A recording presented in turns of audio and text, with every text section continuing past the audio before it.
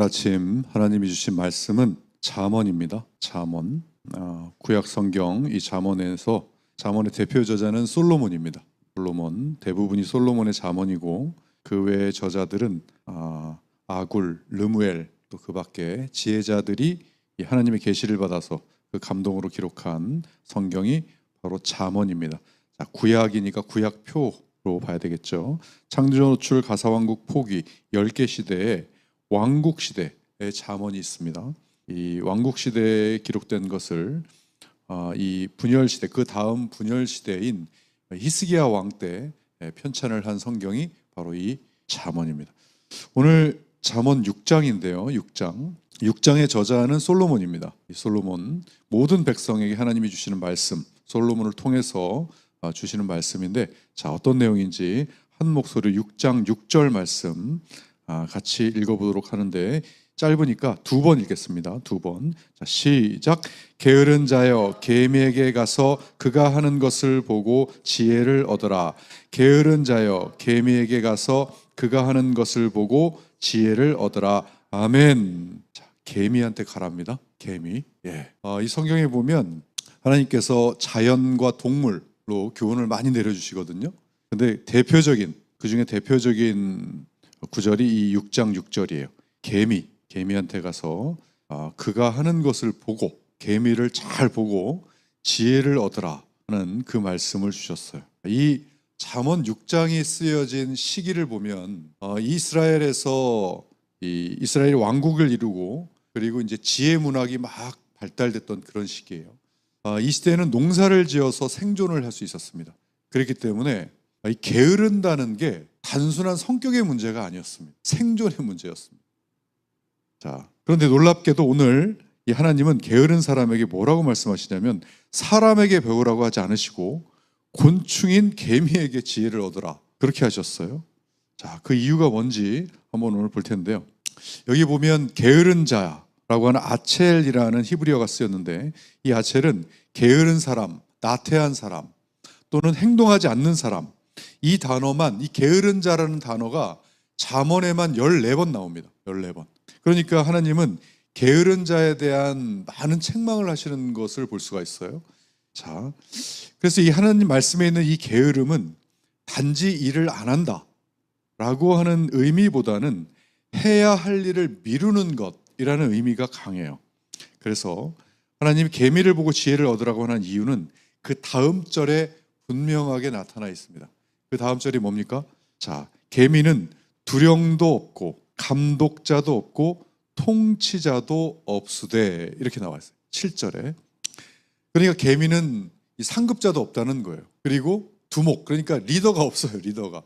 근데 이거 보면서 제가 이 여왕개미는 뭐지? 이런 생각이 들긴 했었는데, 일단 두령도 없답니다. 리더가 없대요. 그리고 감독자도 없대요. 그리고 통치자도 없어요. 그래서 누군가의 지시를 받지 않는다는 거예요. 자, 그런데도 일합니다. 왜 일합니까? 안에서 스스로 움직이기 때문에, 내면에서 스스로 누가 보든 안 보든 움직이기 때문에, 자, 이것이 하나님이 개미에게 배우라고 하신 가장 큰 이유입니다. 이것이 어떻게 보면 신앙생활의 핵심이라고 할 수 있어요.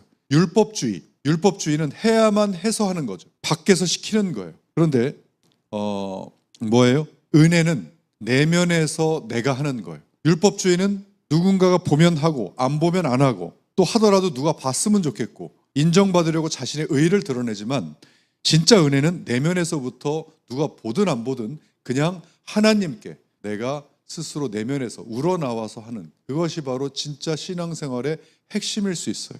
자신의 의의를 드러내고 인정받으려고 예배드리는 사람과 사랑해서 예배드리는 사람은 완전한 그 신앙의 결이 다릅니다. 그래서 예수님도 요한복음 14장 15절에 뭐라고 말씀하셨습니까? 나를 사랑하면 내 계명을 지키리라, 이렇게 말씀하셨어요. 사랑이 순종을 만들어낸다는 겁니다. 그래서 여러분, 언젠가 주일 설교 때도 한번 다룬 적이 있는데, 신앙생활하는 데 있어서 가장 중요한 것은 뭔가를 내가 하려고 막 애쓰는 것보다 하나님 안에 거하면서 뭐부터 해야 된다고요? 하나님의 사랑부터 듬뿍 받아야 된다. 자, 왜냐하면 우리 인간은 아무 이유 없이 누군가를 사랑하는 존재가 아니라 아무 이유 없이 누군가를 미워하는 존재입니다. 그게 우리의 가진 죄성이에요.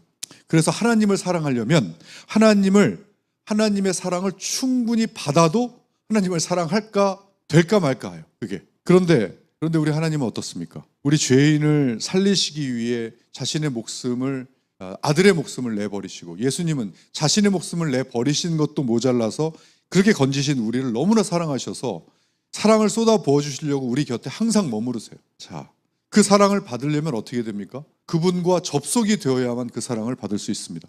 뭐예요? 플러그인이 돼야 된다는 뜻이에요. 그래 사랑을 받을 거 아니겠습니까? 그 플러그인이 뭡니까? 바로 기도죠. 기도. 또 말씀 묵상이죠.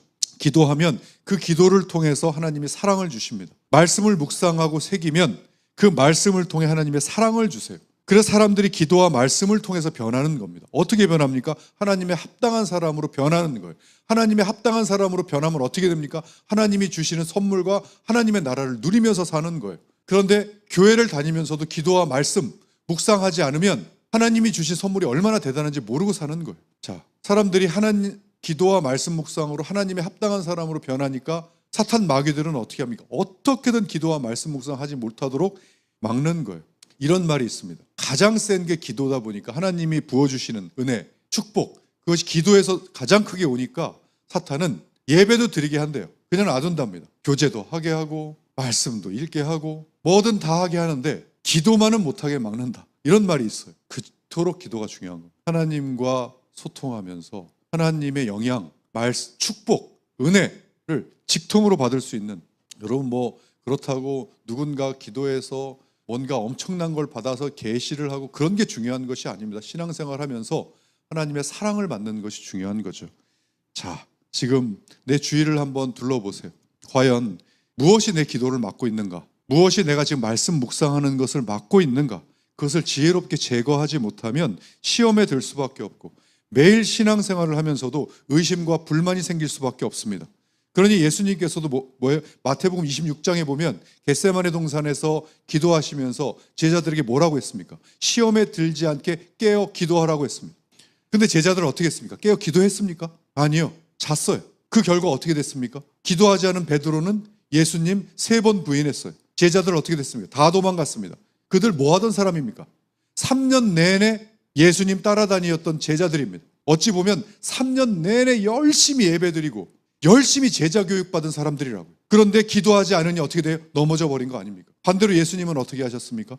이 세상을 창조하신 창조주시면서 전지전능하신 능력을 가지신 분이었지만 언제나 새벽 미명에 일어나서 기도하셨습니다. 어떻게 보면 샘플링 해주신 거예요. 나도 기도한다.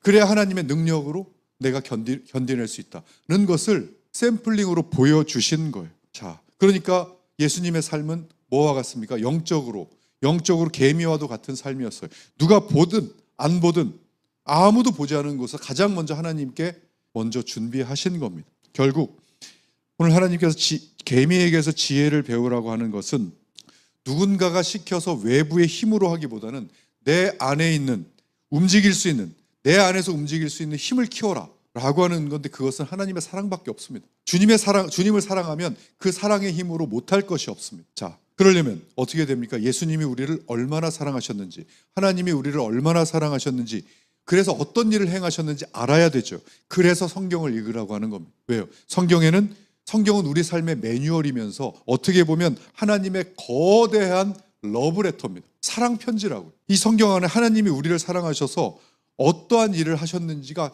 낱낱이 기록되어 있습니다. 그것부터 알고 그것부터 믿고 하나님의 사랑 안에 우리가 푹 빠져 있어야 하는 것. 하나님이 이처럼 우리를 사랑해 주시는데도 이걸 읽어도 우리가 우리를 사랑하는 개인 이기주의로 빠지는데, 어떻게 하나님이 우리를 얼마나 사랑하는지도 모르면서 하나님과 사랑을 나눌 수가 있습니다. 자, 그래서 오늘 계미를 통해서 우리가 배워야 하는 교훈 역시도 우리 교회가 매일 목숨처럼 강조하는 말씀과 기도인 거예요. 계미한테 배우라는 게 다른 게 아닙니다. 그것도 매일 하는 루틴, 반복이 기적을 만드는 1시간 기도와 E2B 말씀 묵상, 이것을 우리 인생을 바꿔야 합니다. 하나님 나라를 풍성하게 누리는 삶으로 바꿔 나가야 되는 것. 그것이 하나님이 우리에게 원하시는 길입니다. 자, 아무쪼록 오늘 주님이 주신 말씀, 계미에게 배우라는 이 말씀을 가슴에 새기고 하루의 말씀과 기도 루틴, 이것을 습관으로 만들어서 하나님과 뜨거운 사랑을 나누는 우리 모두가 되길 주님의 이름으로 축원합니다. 자, 오늘 E2B 앱 켜시고요. 자, E2B 앱 로그인 할 때는 로그 아웃을 하시고 다시 로그인 하시는 것을 추천드립니다. 자, 오늘 말씀 적겠습니다. 오늘 말씀은 잠언 6장 6절의 말씀입니다. 잠언 6장 6절의 말씀.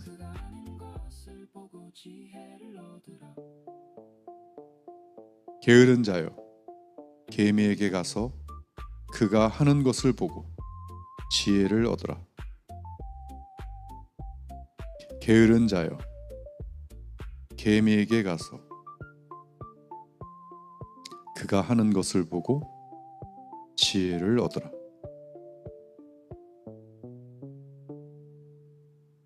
게으른 자여, 계미에게 가서 그가 하는 것을 보고 지혜를 얻으라. 게으른 자여, 계미에게 가서 그가 하는 것을 보고 지혜를 얻으라.